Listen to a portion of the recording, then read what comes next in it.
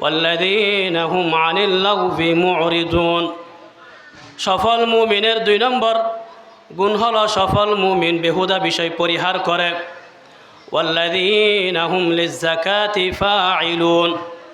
সফল মুমিনের 3 নম্বর গুণ হলো সফল মুমিন যাকাত আদায় করে। ওয়াল্লাযীনা হুম লিফুরুজিহিম হাফিজুন। সফল মুমিনের 4 নম্বর গুণ হলো সফল মুমিন নিজের লজ্জাস্থানকে হেফাজত করে। ওয়াল্লাযীনা হুম লিআমানাতিহিম ওয়া আহদিহিম রাউন। সফল মুমিনের 5 নম্বর গুণ হলো সফল মুমিন আমানত রক্ষা করে। সফল মুমিনের 6 নম্বর গুণ হলো সফল মুমিন ওয়াদা রক্ষা করে। ওয়াল্লাযীনা হুম আলা সালাওয়াতিহিম ইউহাফিজুন। সফল মুমিনের 7 নম্বর গুণ হলো সফল মুমিন নামাজসমূহের যথাযথ রক্ষণাবেক্ষণ করে। উলাইকা হুমুল ওয়ারিসুন।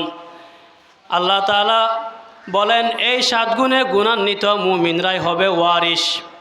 আল্লাযীনা ইয়ারিসুনাল ফিরদাউস হুম ফিহা খালিদুন। এই 7 গুণে গুণান্বিত মুমিনরা হবে ওয়ারিস। কিসের ওয়ারিস? আল্লাযীনা ইয়ারিসুনাল ফিরদাউস। এই 7 গুণে গুণান্বিত মুমিনরা হবে জান্নাতুল ফিরদাউসের ওয়ারিস। হুম ফিহা খালিদুন, যে জান্নাতুল ফিরদাউসে তারা চিরস্থায়ীভাবে বসবাস করে। তো আমরা প্রত্যেকজন ইমানদার, প্রত্যেকজন মুমিন, প্রত্যেকজন মুসলমান অন্তরের অন্তঃস্থল থেকে জান্নাতি হওয়ার কামনা করে। আমরা চাই আমরা আমাদের চিরস্থায়ী হায়াত আখিরাতে আমরা জান্নাতি হব। তো আমরা জান্নাতি যদি হতে চাই আমাদেরকে অবশ্যই এই 7টি গুণ আমাদেরকে অর্জন করতে হবে। এই 7 গুণে গুণান্বিত হতে হবে। জান্নাতি মুমিনের 1 নম্বর গুণ হলো খুশুর সাথে সালাত আদায় করা। সালাত এটি ইসলামের অত্যন্ত গুরুত্বপূর্ণ বিধান, বরং ইবাদাতের মধ্যে সবচাইতে গুরুত্বপূর্ণ বিধান হলো সালাত। রাসূলুল্লাহ সাল্লাল্লাহু আলাইহি ওয়াসাল্লামের কাছে যখন আল্লাহ তাআলা প্রথম এই সালাতের হাদিয়া দিয়েছেন, তখন সালাত ছিল 50 ওয়াক্ত। রাসূলুল্লাহ সাল্লাল্লাহু আলাইহি ওয়াসাল্লামের আবেদনের পরিপ্রেক্ষিতে আল্লাহ তাআলা কমাতে মাত্র 5 ওয়াক্ত সালাত বাকি রেখেছেন। এবং আল্লাহ তাআলা বলেছেন, হাবিব আমি ফরজ করেছি 50 ওয়াক্ত, আমার খাতায় লেখা থাকবে 50 ওয়াক্ত, আপনার উম্মত আদায় করবে 5 ওয়াক্ত। এই 5 ওয়াক্ত সালাত যদি আপনার উম্মত আদায় করে, এই 5 ওয়াক্ত সালাতের বিনিময়ে আমি আপনার উম্মতকে 50 ওয়াক্ত সালাতের সওয়াব দান করব। সুবহানাল্লাহ। রাসূলুল্লাহ সাল্লাল্লাহু আলাইহি ওয়াসাল্লাম সালাতের প্রতি খুব বেশি যত্নবান ছিলেন, খুব বেশি গুরুত্ব দিতেন। ফরজ সালাতের পাশাপাশি রাসূলুল্লাহ সাল্লাল্লাহু আলাইহি ওয়াসাল্লাম অহরহ নফল সালাত আদায় করতেন। এবং রাসূলুল্লাহ সাল্লাল্লাহু আলাইহি ওয়াসাল্লাম বলতেন, ওয়াজুইলাত কুররাতু আইনি ফিস সালাহ। আল্লাহ তাআলা নামাজকে আমার চোখের শিথিলতা বানিয়েছেন। নামাজকে আমার চোখের শিথিলতা বানিয়ে দিয়েছেন। আল্লাহ তাআলা আমাদেরকেও নামাজের মজা দান করুন, আমরা যেন নামাজ পড়ে মজা পাই। রাসূলুল্লাহ সাল্লাল্লাহু আলাইহি ওয়াসাল্লাম কোনো সময় নামাজে এত লম্বা সময় দাঁড়িয়ে থাকতেন। দীর্ঘক্ষণ দাঁড়িয়ে থাকার কারণে রাসূলুল্লাহ সাল্লাল্লাহু আলাইহি ওয়াসাল্লামের পা মুবারক ফুলে যেত। রাসূলুল্লাহ সাল্লাল্লাহু আলাইহি ওয়াসাল্লামের কাছে আরজ করা হলো, ইয়া রাসূলুল্লাহ কদ গফারাল্লাহু লাকা মা তাকদ্দামা মিন যামবিকা ওয়া মা তাআখার। ইয়া রাসূলুল্লাহ, আল্লাহ তাআলা তো আপনার আগের পরের সব কিছু মাফ বলে, ক্ষমা বলে আল্লাহ ঘোষণা করে দিয়েছে, তারপরও আপনি এত কষ্ট কেন করেন? নবীজি বললেন, আফালা আকুনু আবদান শাকুরা।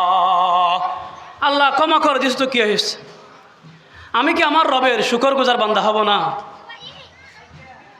যার কোনো গুনাহ নেই, যার সব কিছু আল্লাহ তাআলা ক্ষমা বলে ঘোষণা করে দিয়েছেন, তিনি নামাজ পড়তে পড়তে পা মুবারক ফুলিয়ে ফেলতেছেন, আর আমাদের মাথা থেকে পা পর্যন্ত সব গুনাহ আর গুনাহ, তারপরও আমাদের নামাজের কোনো খবর নেই। নামাজের প্রতি আমাদের কোনো আগ্রহ নাই, নামাজের প্রতি আমরা যত্নবান নই।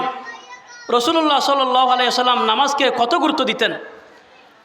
হাদিসের মধ্যে আসছে রাসূলুল্লাহ সাল্লাল্লাহু আলাইহি ওয়াসাল্লাম অসুস্থ হয়ে গেছেন, এমন অসুখ, রাসূলুল্লাহ সাল্লাল্লাহু আলাইহি ওয়াসাল্লাম উঠতে পারেন না, বসতে পারেন না, দাঁড়াতে পারেন না, নিজের পায়ে ভর দিয়ে নিজে চলাফেরা করতে পারেন না, এত দুর্বল হয়ে গেছেন। এমন কঠিন অসুস্থতার সময়ও রাসূলুল্লাহ সাল্লাল্লাহু আলাইহি ওয়াসাল্লাম দুইজন সাহাবীর কাঁধে ভর দিয়ে পাগুলো জমিনের সাথে হেঁচ দিয়ে মসজিদে গেছেন। সুবহানাল্লাহ। রাসূলুল্লাহ সাল্লাল্লাহু আলাইহি ওয়াসাল্লাম অসুস্থ শরীর নিয়ে এত কষ্ট করে দুইজন সাহাবীর কাঁধে ভর দিয়ে মসজিদে গেছেন, আর আমরা সুস্থ সবল মানুষ, আমরা নামাজ পড়তেছি না, কাল কিয়ামতের ময়দানে আল্লাহকে কিভাবে মুখ দেখাব? আমাদের অনেক অবুঝ ভাইরা বলে ওনারা মারিফতের লাইনের মানুষ, ওনাদের নাকি নামাজ দোয়া লাগে না, ওনাদের নামাজ নাকি ওনারা মনে মনে পড়ে। আল্লাহ তাদেরকে হেদায়েত দান করুন, তাদের এই সমস্ত বন্ডামি থেকে আল্লাহ উম্মতকে হেফাজত করুন। রাসূলুল্লাহ সাল্লাল্লাহু আলাইহি ওয়াসাল্লামের চেয়ে মারিফত বেশি কার হয়ে গেছে।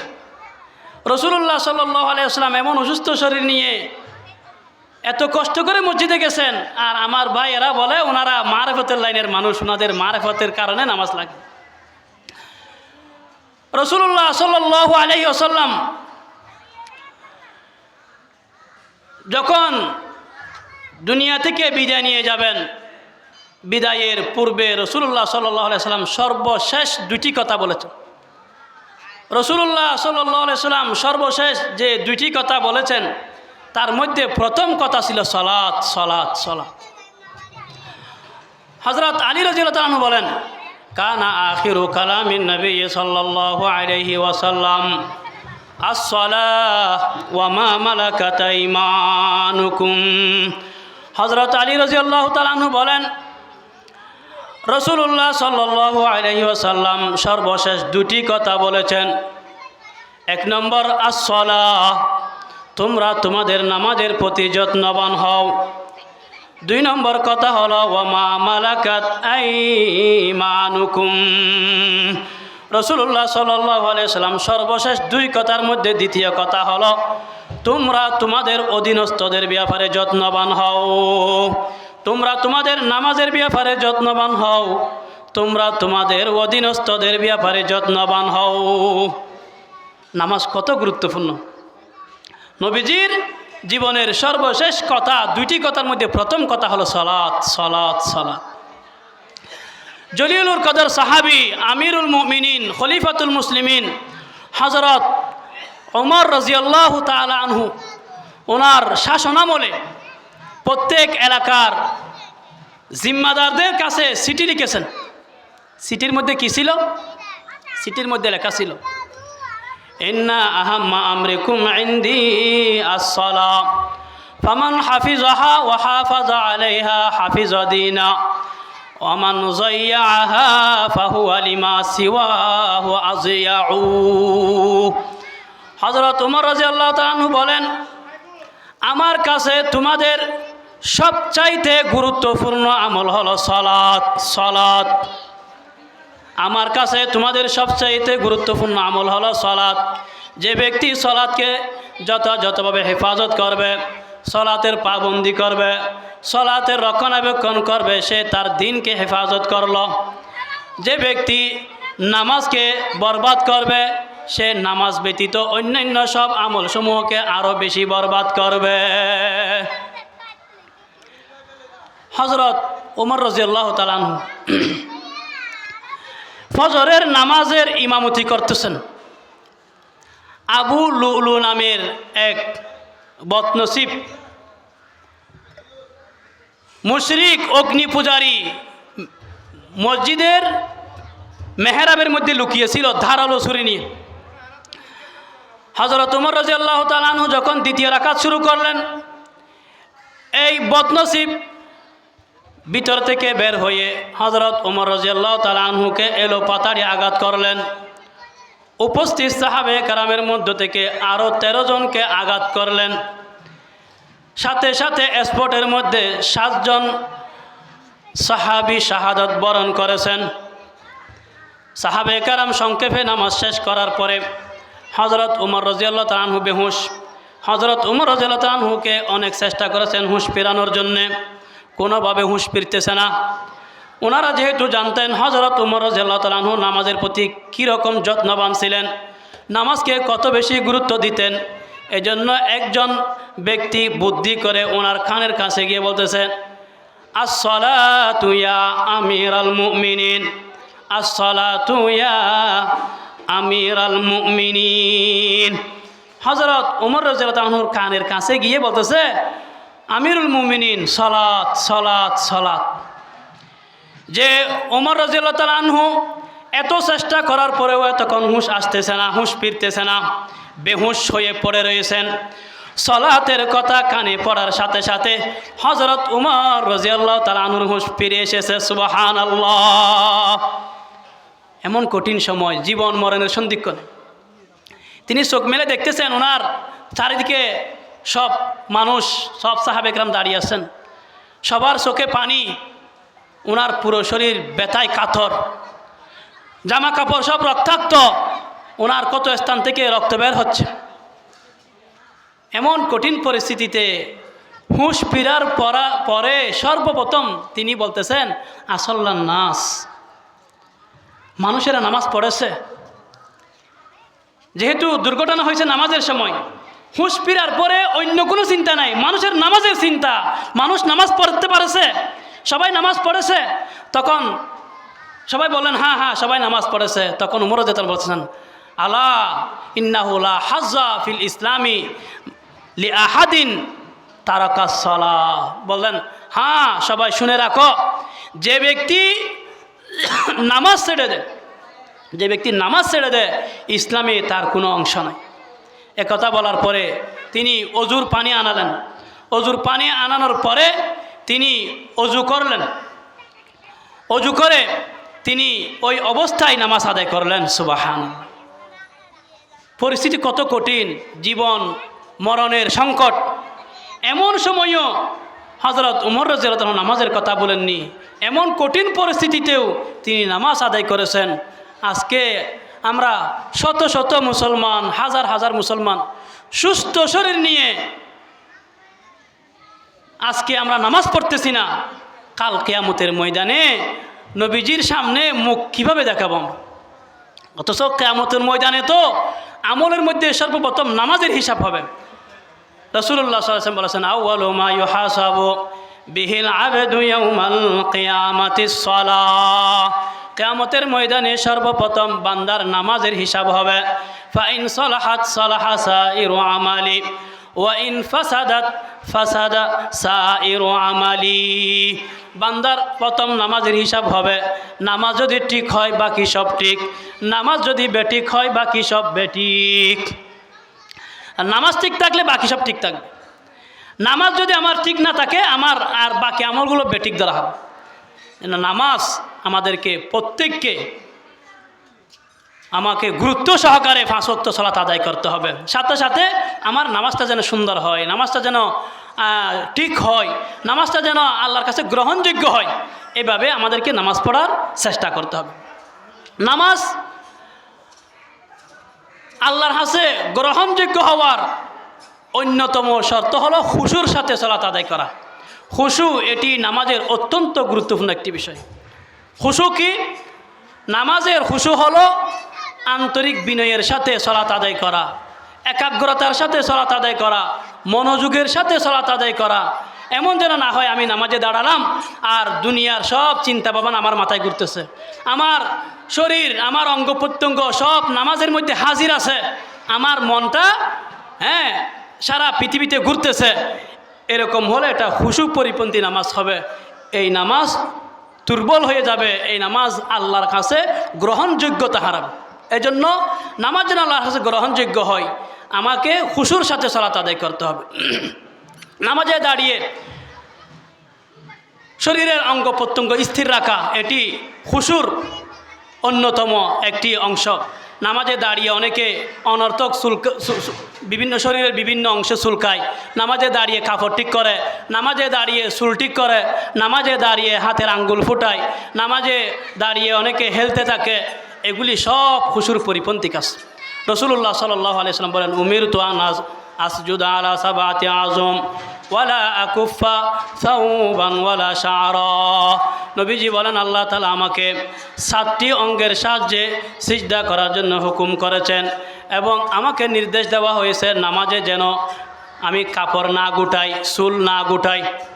নামাজে চুল গুটানো যাবে না, নামাজে কাপড় গুটানো যাবে না, এগুলি খুশু পরিপন্থী। নামাজে দাঁড়িয়ে দিকে দিকে হেলাধুলা করা যাবে না। হযরত আম্মাজান আয়েশা রাদিয়াল্লাহু তাআলা আনহার মা উম্মে রুমান রাদিয়াল্লাহু তাআলা আনহা বলেন, আমি একবার নামাজে দাঁড়িয়েছি, তো অসতর্কতাবশত আমি নামাজে দাঁড়িয়ে একটু হেলতেছি। এই অবস্থা দেখে হযরত আবু বকর রাদিয়াল্লাহু তাআলা আনহু আমাকে এমন জোরে ধমক দিলেন যে আমার নামাজ ভেঙে যাওয়ার উপক্রম। এবং তিনি বললেন, আমি রাসূলুল্লাহ সাল্লাল্লাহু আলাইহি ওয়াসাল্লামকে বলতে শুনেছি, তোমাদের যে ব্যক্তি নামাজে দাঁড়ায় সে যেন শরীরের অঙ্গ প্রত্যঙ্গগুলিকে স্থির রাখে, ইহুদিদের মতো হেলে দুলে যেন নামাজ না পড়ে, কারণ নামাজে অঙ্গ প্রত্যঙ্গগুলি স্থির রাখা এটি নামাজ পরিপূর্ণ হওয়ার অংশ। নামাজে দাঁড়িয়ে এদিক ওদিকে তাকানো এটি হুশু পরিপন্থী কাজ, এটি থেকে বিরত থাকতে হবে। দাঁড়ানো অবস্থায় সিজদার জায়গায়, রুকু অবস্থায় দুই পায়ের মাঝখানে, সিজদা অবস্থায় নাকের মাথায়, বসা অবস্থায় কুলের উপর নজর রাখতে হবে, এদিকে ওদিকে তাকানো যাবে না। হযরত আবু যর রাদিয়াল্লাহু আনহু বলেন, রাসূলুল্লাহ সাল্লাল্লাহু আলাইহি ওয়াসাল্লাম ইরশাদ করেছেন, বান্দা যখন ইজা কামাল আবদু ইলা সালাহ লা ইয়াজালুল্লাহু আযজা ওয়া জাল্লা মুকবিলান আলাল আবদি ইজা কামা ইলা ফিস সালাহ মা লাম ইয়ালতাফিত ফা ইযা ইলতাফাতা ইনসারাফা আনহু। বলতেছেন, বান্দা যখন নামাজে দাঁড়ায় আল্লাহ সুবহানাহু ওয়া তাআলা বান্দার দিকে রহমতের নজরে তাকিয়ে থাকেন। কতক্ষণ? মা লাম ইয়ালতাফিত, বান্দা যতক্ষণ এদিকে ওদিকে তাকায় না। যখন বান্দা এদিকে ওদিকে তাকানো শুরু করে আল্লাহ তাআলা বান্দা থেকে রহমতের নজর ফিরিয়ে নেন। হযরত আয়েশা রাদিয়াল্লাহু তাআলা আনহা বলেন, আমি নবীজির কাছে আরজ করলাম, ইয়া রাসূলুল্লাহ, নামাজে এদিকে ওদিকে তাকানোর বিধান কি? নবীজি বলতেন, হুয়া ইখতিলাসুন ইয়াখতালিসুহু শাইতান মিন সালাতিল আবদি। নামাজে এদিকে ওদিকে তাকানো এটা শয়তানের চিন্তায় করা। শয়তান এদিকে ওদিকে বান্দার দৃষ্টি আকর্ষণের মাধ্যমে বান্দার নামাজের কিছু অংশ চিন্তায় করে নিয়ে যায়। তো শয়তান যখন বান্দাকে এদিকে ওদিকে ব্যস্ত করে তার নামাজের কিছু অংশ নিয়ে যায়, তো বান্দা এই নামাজের আর পরিপূর্ণ সওয়াব পাবে না, সওয়াব কমে যাবে। এই জন্য রাসূলুল্লাহ সাল্লাল্লাহু আলাইহি ওয়াসাল্লাম বলেন, ইনসারাফার রাজুলু ইল্লা কুতিবা ইদান সারাফার রাজুল ইল্লা কুতিবা উশরু সালাতিহি তুসউহা থুমুনুহা সুদুসুহা সুবুহা সুদুসুহা খুমুসুহা রুবুহা সুলুসুহা নিসফুহা।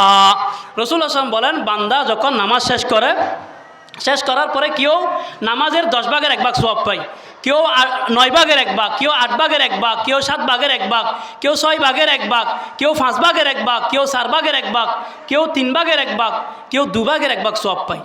তাহলে নামাজ পড়ার পরে নামাজের সওয়াবের মধ্যে এই তারতম্য কী কারণে? এটা হলো খুশু হুজুর কারণে, একাগ্রতার কারণে, নামাজের আদব রক্ষা না করার কারণে।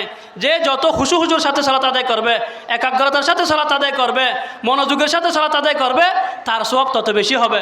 যার নামাজের মধ্যে একাগ্রতা যত কম হবে, নামাজের মধ্যে খুশু হুজুর যত কম হবে, তার সওয়াব তত কমতে থাকবে।